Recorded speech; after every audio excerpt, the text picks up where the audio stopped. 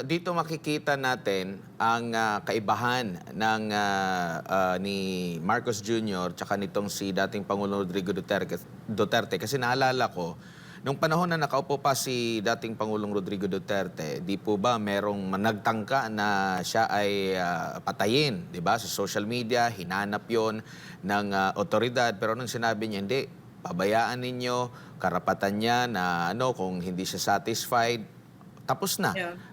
Dito sa panahon ngayon, ang pinaka-latest nga, iniimbitahan ang mga vloggers po at lahat, like kagaya din po sa pahayag ni Vice President Inday Sara Duterte, yung mga ganun na siniseryoso nila lahat at talagang parang hinahanapan talaga ng butas para meron lang mausig laban dito sa mga Duterte, Doc.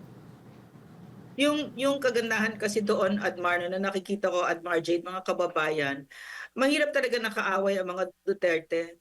Kailangan mo talaga mag-imbento ng issues sa kanila kasi hindi naman sila magnanakaw.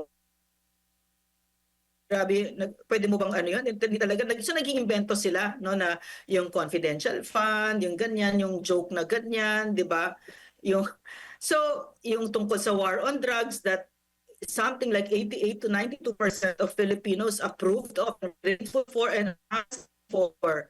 They're crying for it, di ba? So, napakahusay kasi ng mga leaders ito. So, kailangan mo mag-imbento kahit na magmukha ka ng syunga, 'di ba? Magmukha ka ng kailangan mo mag-imbento kapag ang Duterte ang kalaban mo kasi wala talagang issue itong mga ito.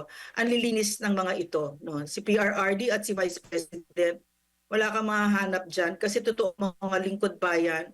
At saka yung puso diyan sa pagsisilbi, no. So nakapunta na ako sa bahay ni PRRD. No? Nakita ko na rin yung bahay ni Vice President. Hindi ito bahay ng mga taong nagnakaw sa Pilipino.